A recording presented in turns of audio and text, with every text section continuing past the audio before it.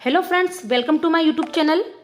Friends, आज हम केंद्र सरकार के द्वारा संचालित की गई योजना बेटी बचाओ बेटी पढ़ाओ के बारे में जानेंगे।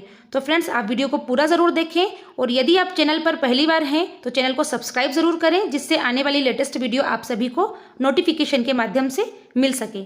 तो चलिए फ्रेंड्स, हम जानते हैं बेटी बचाओ बेटी पढ़ाओ अभियान क्या है।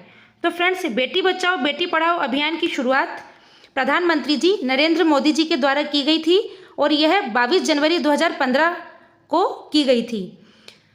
साथियों, बेटी बचाओ बेटी पढ़ाओ की शुरुआत 22 जनवरी 2015 को पानीपत हरियाणा में की गई थी।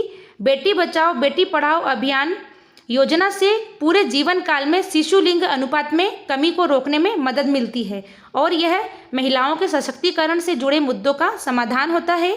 यह योजना 3 मंत्रालय के द्वारा क्रियान्वित की जा रही है, अर्थात महिला और बाल विकास मंत्रालय, स्वास्थ्य परिवार कल्याण मंत्रालय और मानव संसाधन मंत्रालय के द्वारा क्रियान्वित की जा रही है। साथियों, इस योजना के मुख्य घटक जो हैं इसमें शामिल है प्रथम चरण में पीसी तथा पीएनडीटी एक्ट को लागू करना, राष्ट्रव्यापी जागरूकता और प्रचार अभियान चलाना तथा चुने गए 100 जिलों जहां शिशु लिंग अनुपात कम है उनमें विभिन्न क्षेत्रों से संबंधित कार्य करना।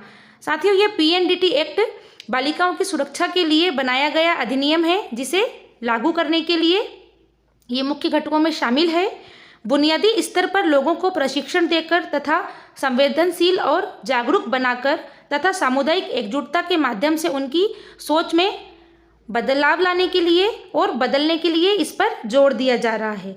बेटी बचाओ बेटी पढ़ाओ के लिए समग्र इसका लक्ष्य क्या है? तो बालिका का गुणगान करें और उसे शिक्षा ग्रहण के लिए सक्षम बनाएं। इसका मुख्य उद्देश्य है साथियों पक्षपाती लिंग चुनाव की प्रक्रिया का उन्मूलन, बालिकाओं का अस्तित्व और सुरक्षा सुनिश्चित करना एवं बालिकाओं की शिक्षा सुनिश्चित करना। इसके लिए रणनीतियां भी बनाई गई हैं जो इस प्रकार से हैं।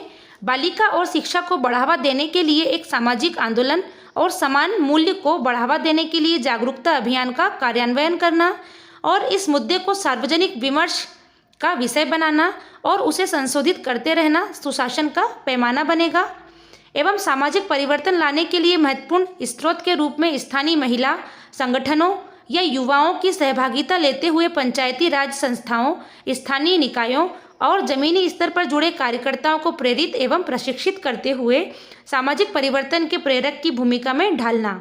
जिला ब्लॉक जमीनी स्तर पर अंतर क्षेत्रीय और अंतर संस्थागत समायोजन को सक्षम करना।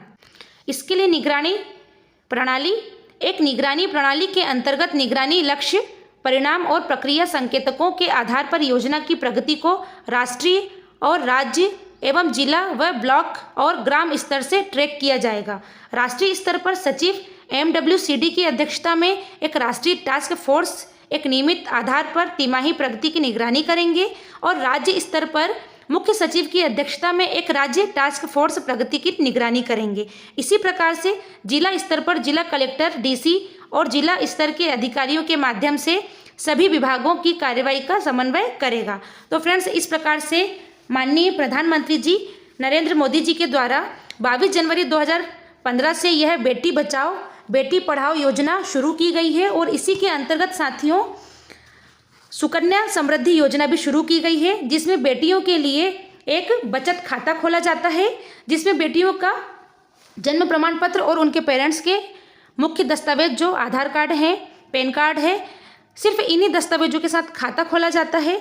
तो ये दोनों योजनाएं साथियों केंद्र सरकार की योजना है जो कि बेटियों के लिए बहुत ही इम्पोर्टेंट है। खाता खुलवाने के लिए एक बेटियों के लिए राशि इकट्ठी हो जाती है और बेटी बचाओ बेटी पढ़ाओ योजना का मुख्य उद्देश्य है कि बेटियों की सुरक्षा के लिए इसे आगे बढ़ाया गया है। तो साथियों, यदि आपको ये योजना अच्छी लगी हो तो हमें कमेंट बॉक्स में कमेंट करके ज़रूर बताएं और बेटियों के लिए सुकन्या समृद्धि योजना जो चली है उसके लिए यदि आपने अपनी बेटी का खाता नहीं खुलवाया है तो आप वो अपने नज़दीकी जो भी पोस्ट ऑफिस है या बैंक है आप वहाँ जाकर बेटी का खाता खुलवा सकते हैं। उसमें आपको ध्यान ये रखना है साथियों कि बेटी की उम्र उसमें कम से कम 10 वर्ष होनी चाहिए। 10 वर्ष से छोटी वाली का ही उसमें खाता खुलेगा। तो फ्रेंड्स, मिलते हैं अगले वीडियो में, तब तक के लिए धन्यवाद।